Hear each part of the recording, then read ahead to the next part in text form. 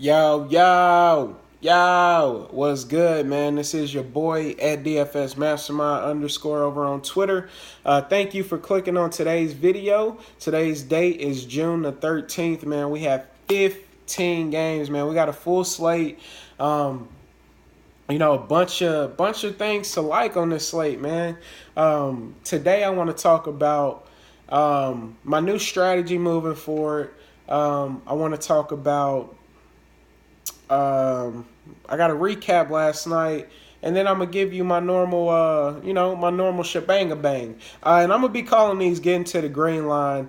I was trying to search one of my videos, and I found that quick hits is already taken. So I'm gonna, switch the title over, but it's still the same concept. But yeah, man, let's get into it. Yesterday, got to give you a quick recap, man. Yesterday was one of those days. It was like a backhanded compliment, man. Like I feel good because I actually cashed with my Perdomo lineups, but it wasn't a good night. I ended up losing money, but I'm hyped because I actually cashed. And like I said, last week was one of my worst weeks as far as playing MLB DFS. Like I'm talking terrible all week. So that's a good sign, man. So I started off the week with the cash, with the green line, man. I got to it, so I'm proud about that. But I gotta do better, man. And Wade Miley, I hope nobody listened to me on Wade Miley. He was terrible. I had him in a few of my lineups, man. And it was bad. It was bad. I thought Wade Miley was going to be in play, especially when I seen Strasburg getting rocked early. I was like, man, it's going to be one of those days, man. Chalk is going to disappoint people.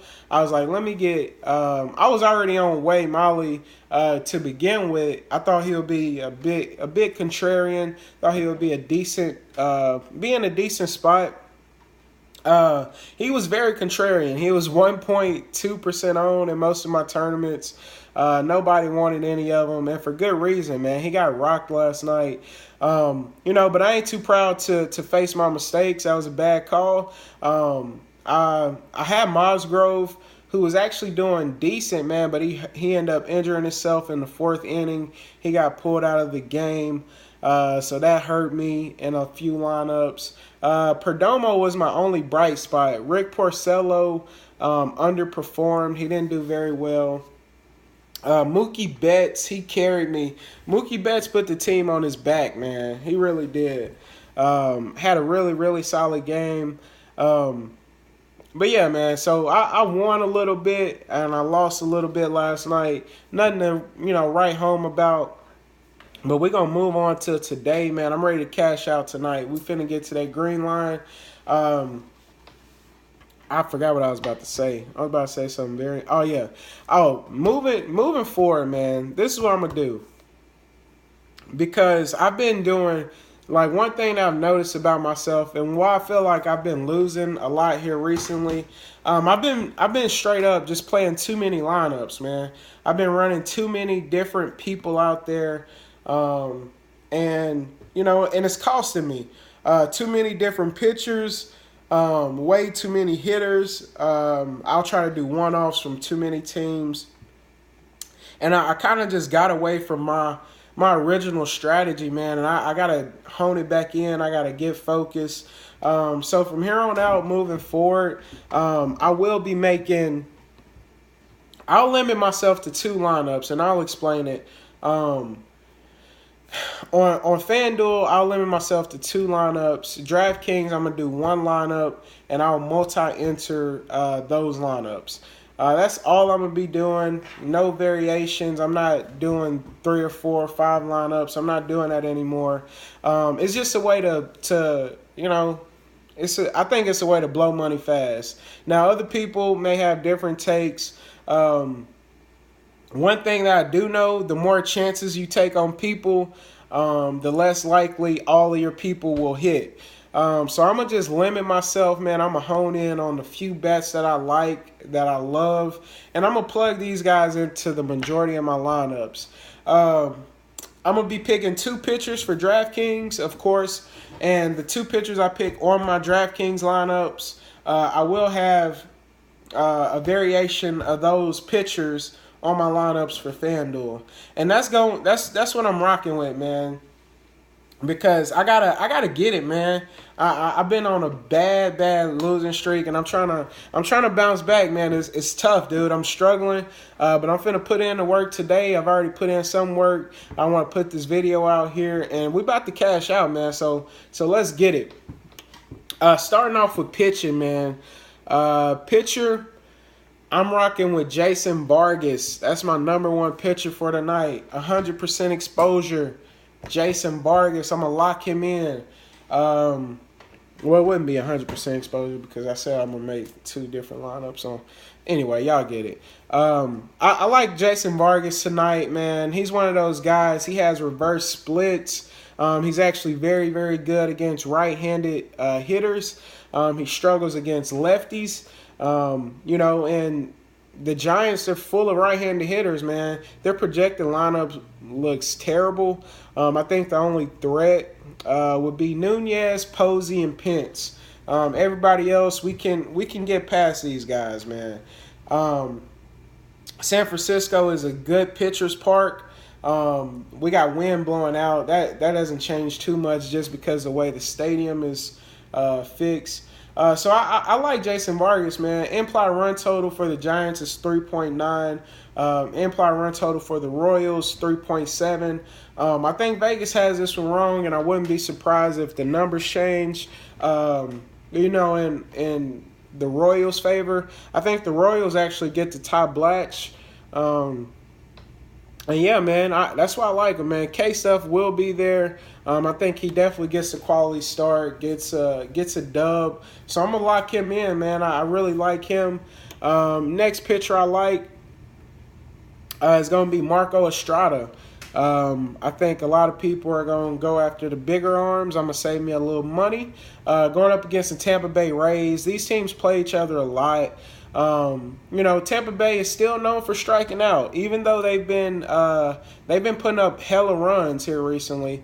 Marco Estrada is one of those enforcer arms where he can scare Tampa Bay a little bit, man. I think he sits quite a few of these guys down on strikes. I think his team gets the W. And I'm going to save some money and rock with him, man. So those are my two top pitchers for tonight. Kershaw is worth mentioning. He's in play. I think David Price is in a decent situation. And I even think Joe Ross, man, I think he's actually in a decent situation versus Atlanta, even though we've seen Atlanta light up Strassi. I think Joe Ross is, man, he's coming off a career game, man, so his confidence is probably as high as it'll ever get. And if he has a good game tonight, man, he's officially going to be on the radar. I would like him, man, but like I said, this is what I've been doing, man. I've been not deciding on people, and I've been running too many lineups out. If this wasn't today, I would have a Joe Ross lineup. I would have a Kershaw lineup. I don't want to take too many chances, man. So I'm gonna tone it down. And I do think those pitchers are in good spots, though. I could be 100% wrong on Vargas and Estrada, and I should have played Joe Ross and Clayton Kershaw, man. But that's me taking a stand. And yeah, man, that's what I'm rocking with. I do think Zach Greinke, that's the last pitcher I'm going to mention. Zach Greinke, he's in play just because of his K upside, man. You can't sleep on him. But I wouldn't want to I don't think I want this matchup. I really don't. I don't know. I ain't picking him no way, so it don't matter. All right, so let's talk some stacks, man. I got 2 game stacks for you. And the game stacks, I'm looking at the Baltimore Orioles and White Sox. Everybody was on the White Sox yesterday for good reason. I was on Wade Miley. Didn't work out for me. But I think both of these teams, Baltimore Orioles, I had some Orioles at some very, very low ownership. And some of them did good. I had Trey Mancini in the lineup. He did pretty solid. I had Scope. I had Machado. I don't think Jones came through for me. He didn't have a good game. I don't believe. I'll have to go back and look at that. But yeah, I like that as a game stack, man. Both sides, we can take advantage of both of these pitchers. Next game stack, man, Seattle and Minnesota. I think both of these bats are in play. These are the two highest implied run totals, man. I think we can look at, as far as games, we can look at either side, man. We have 4 pitchers on the mound in these two games that we can take advantage of. So I'm gonna be keying in on those. Now, as far as team stacks, favorite teams I like, individual teams. Of course, you like Houston. Y'all know I love the Astros, man. I always talk about them. I think they're in a really, really good spot. I like Boston once again. I think they're in a really good spot. And then I like Toronto, man. I like Toronto. And then the last team that would be a sneaky stack would be the Royals. And the only reason I'm mentioning Toronto and Royals because I do think both of my pitchers will get the W. So that means their teams have to produce some points, man. I think the Royals would be last in that category. But yeah, man, Houston, Toronto, Boston, man. I'm all over that. I think Washington is also in a good spot, but I'm not gonna be able to get exposure to all these guys, man. That's what I'm saying. So I'm gonna have to narrow it down. I think if I had to rank them, I would say I have to have me some Boston bats, probably Mookie Betts, of course. I have to have me a little exposure to Toronto, man. Going up against the rookie, who actually had a really, really decent start last game, man. But I don't think that lasts. So I'm gonna give me a little Toronto exposure somehow, some way. Not really sure who I'm looking at. I might look at Morales or Smoke. I might get my first baseman out of that game. Who else, man? And then I have to give me some exposure to these two game stacks I talked about. I think they're very much in play. Either side, man. I'm high on Baltimore again. I think they're in a really good spot versus the lefty. And Derek Holland, man, I think they're going to take advantage of this guy, man, straight up. They have an implied run total of 5.4. And then the Mariners went ham yesterday, man. They went ham. I had a Cruz in one of my lineups. I had a Mitch Haniger out there. They went ham last night, though, man. Hopefully y'all was able to get it a little bit of that exposure. But I think the Twins show up today as well. And I think this is going to be an old-fashioned shootout. I think that's going to do it, man. That's going to do it. Houston's definitely in play for me, too. Going up against Martinez. I'm going to give you 3 bats, man, that I'm going to lock in. Number 1 is going to be Mookie Betts. He's just hot, man. I pick Mookie Betts all the time, and he's cheap. You can't go wrong. I'm going to lock Mookie Betts in to give me a little Boston action. I'm going to lock in... Manny Machado. So we got Boots. I said Boots. We got Betts and we got Manny Machado. And then the last Batman, I said Batman. That's the last bat. I'm going to do Robinson Cano, man. So those are going to be 3 somewhat expensive bats. If you're paying up for Kershaw, more than likely you won't be able to squeeze all of those guys in. Maybe you pick some, but those are going to be my 3 top bats, man. I see all these guys having a really good game. Cano's been struggling, but I doubt it continues, man. Going up against Kyle Gibson, it's a cupcake matchup. That's going to do it, man. So pitching, we got Marco Estrada, Jason Vargas, stacks. We got Boston, Toronto, and Houston.